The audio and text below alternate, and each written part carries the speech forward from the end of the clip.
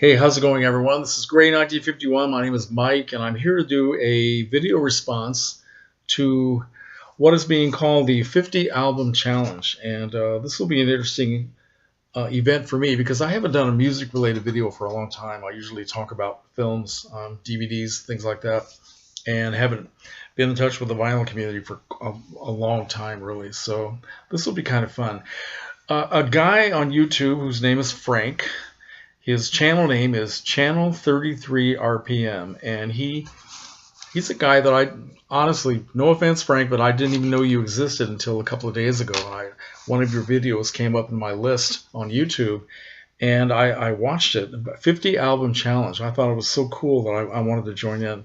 Now, Frank, his reason for doing this, he says, is because he realized that he was playing the same music over and over again, and he was losing touch with everything they had in his collection. So he wanted to pull out 50 albums and just, get back in touch with some of the stuff that he's bought, including some things that he may not even have listened to. So now it's certainly true in my case because I know that I listen to the same music pretty much over and over again. In fact, in the last couple of years, I haven't been concentrating on music very much at all. Most of the time, if I want to hear music, I just turn on the radio when I'm in the kitchen doing something, or I turn on the cable television music channel, either the jazz channel or the oldies channel, and I just let that play in the background. I'm not really concentrating on music, so I kind of want to get back into that. So let me start this off here, and I divided this up into two parts, and I think I counted right. Maybe 50 or might be a little bit under or over, but I'm pretty sure it's 50. And the first records I'm going to show you are recent records that are, recent issues and a lot of reissues of old records, some that I picked up with great happiness and energy, and then I got them home and I hardly played them. And I'm going to start, the next group is going to be older records that I used to love and I haven't played in a long time. So I'm going to start right off with 8 records at once, and that is the Bob Dylan mono set 8 records. Okay, now I bought this and was very happy to get it. I'm still very happy to have it, but I am embarrassed to admit that the only record that I actually play out of this was the first Bob Dylan album, and the other ones I have not yet played. Let's see, what else do we have in this? We have John Wesley Harding. This is Blonde on Blonde. Highway 61 Revisited. Bringing It All Back Home. Another Side of Bob Dylan. The Times They Are A-Changin', and the Freewheelin' Bob Dylan. Okay, now some of these I have on CD. I have Highway 61 Revisited and The Times They Are A-Changin', and I think I also have the Freewheelin' Bob Dylan. So I have played them on CD, but even that's been a lot. It's been a lot of years. So need to get into Dylan. Why did I spend all that money if I'm not going to play it? So getting on with more reissues, I picked up this reissue of Kraftwerk Autobahn a couple of years ago. I had the original, played it to death. I mean, I just really like this album a lot. Bought this, and I think I played it once. I have no idea why. I really can't tell you why I do these things, but here's another reissue of an old record, Devo, which is Duty Now for the Future, and I'm not sure I played this at all, quite frankly, which is really embarrassing. So getting into a nice jazz reissue from Freddie Hubbard, Red Clay. That's a beautiful record. Just really a beautiful, beautiful record. I used to be a big fan of Freddie Hubbard back in the day, so I need to play this a little more often. This is one of the fairly, maybe this is the most recent reissue, recent issue from the Beach Boys. That's Why God Made the Radio. I think I played side 1 and not side 2. Here's a great record by Jorma Kaukonen that I loved it when I played it, but it's been a long time. Big fan of Jorma. And this is a record by a guy named Sandy Bull, a guitar player. And this is called, what is it called? I need my Inventions. Okay, sorry, I'm not wearing my glasses. Sandy Bull is a guitarist from the 60s, maybe up into the 70s, that I never heard of until I found a used copy of a record called E Pluribus Unum, and just bought it out of curiosity and absolutely loved it. So I picked up a couple of other things by him, including this, and I don't think I've done it very much justice, so I will get into that. Here's a reissue from Wes Montgomery, the incredible jazz guitar of Wes Montgomery. Yeah, all right. Here's another reissue from Chet Baker, classic trumpet player. Here's a group called Television, an album called Adventure. I have no idea why I bought this. I was never a fan of Television back when they were popular, and I'm not even sure I played this. I think I just picked it up out of curiosity. Too much money in my pocket or something like that. Here are a couple of records I bought. I didn't even know I had these. I was surprised when I was going through my stacks back here and looking for things to take out. Volume 1 and Volume 2 of the History of Rock Instrumentals. Okay? This has got some really cool stuff on it, like Tequila by the Champs, Sandy Nelson, Let There Be Drums, just a lot of stuff that I remember. Sleepwalk by Santo and Johnny. Oh, man. Anyway, stuff I remember when I was a kid, and I had totally forgotten that I had these. This is a record that I have no idea what is on this record. This is by the Luminarians, and I believe the name of the album is Trans Luna. One of my friends on YouTube, and I can't remember, this has been a long time ago, recommended this album to me, and I picked it up, and I don't remember anything about what it sounds like. I think I liked it, but I'm not sure. This is another reissue by Condello, Phase 1. It's supposed to be psychedelic type music from the 1960s. Need to play that again. Here's a double record set by Brian Eno called Lux. Okay. Here's a reissue by the band.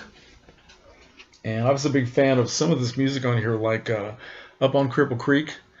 I played that to death when I had the 45 back in the 60s, early 70s, but I bought this record and I've hardly played it. Here's a reissue by the Animals, Animalism, which has a lot of their good music on it, and I have not played that either. This is John Cougar Mellencamp, The Lonesome Jubilee. I'm not sure I played this at all, quite frankly.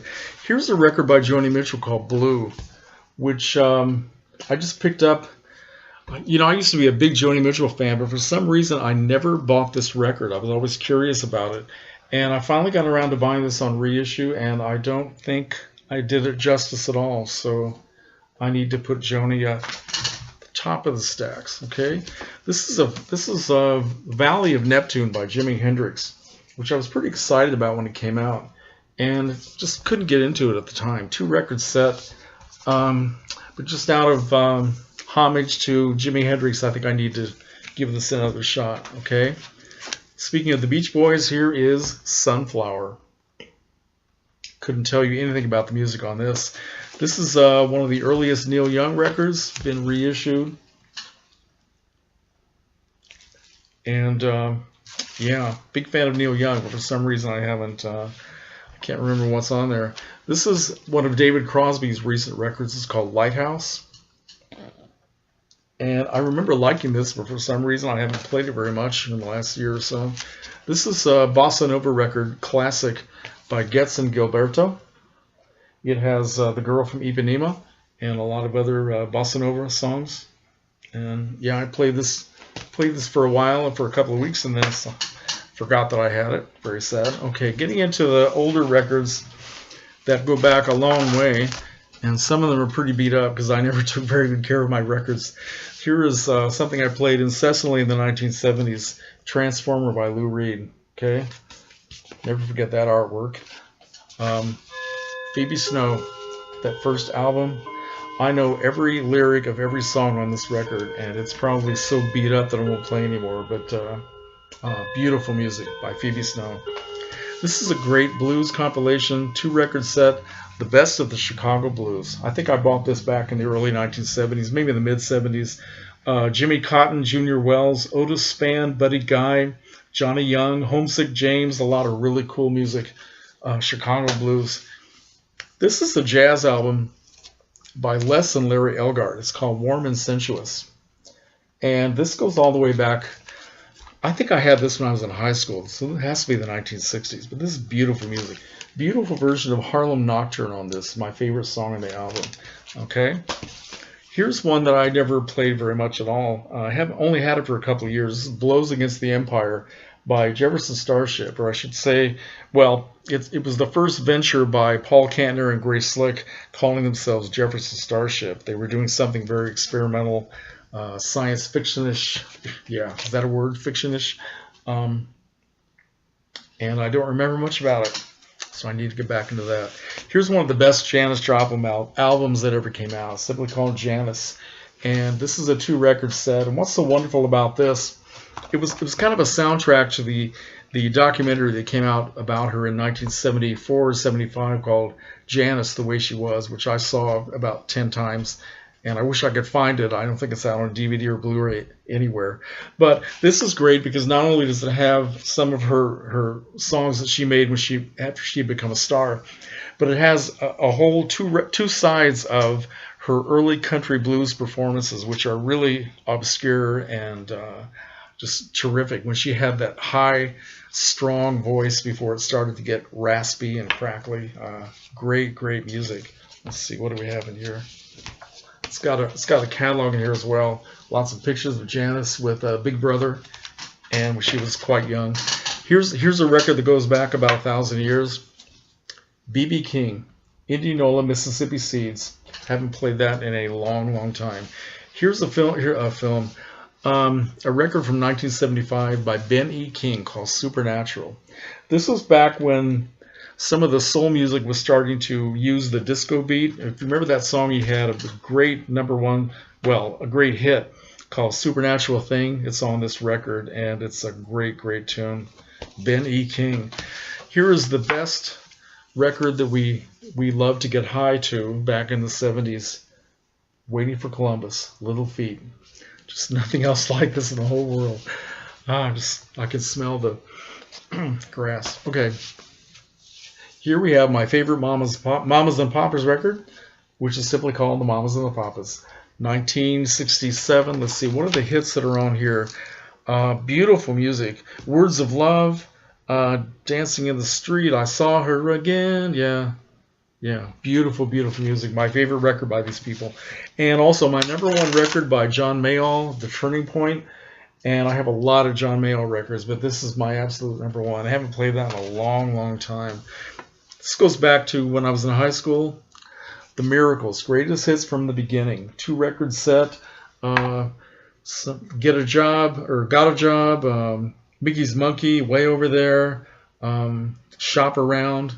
Great songs by Smokey Robinson and the Miracles. Or back when they were just called the Miracles. Here we go. Laura Nyro, Christmas and the Beads of Sweat. My favorite Laura Nyro album. Jim Post, Live. Back on the Streets Again. Great music by Jim Post. Here we go. Marty Robbins, The Drifter. Very good record from the old days. Here's one of the strangest records ever made. Absolutely. Renaissance by Vanilla Fudge, 1968. I was 17 years old, 1968. This is why I'm so depressed, because I used to play this record when I was a kid. That's the reason. One of my #1 jazz records from the 1970s is Mike Mainieri. What is the name of it? Wanderlust. Yeah, sorry, I forgot the name of it. Mike Mainieri. Great record. Plays the vibes. Another one of my favorite, 2 more favorite jazz albums to finish this up. This is Layers by Les McCann. And finally, this is a record by a guy named Egberto Gismonti, Danca das Cabezas. He's a guitar player. He also plays, what else does he play on here? He plays almost all the instruments. The piano, the flutes, and also the percussion is by someone named Nana Vasconcelos. And very nice, sort of introspective jazz. Okay? And that is my little challenge response. So let me know if you've had any of these or heard any of these. Or okay, thanks for watching. Take care, folks.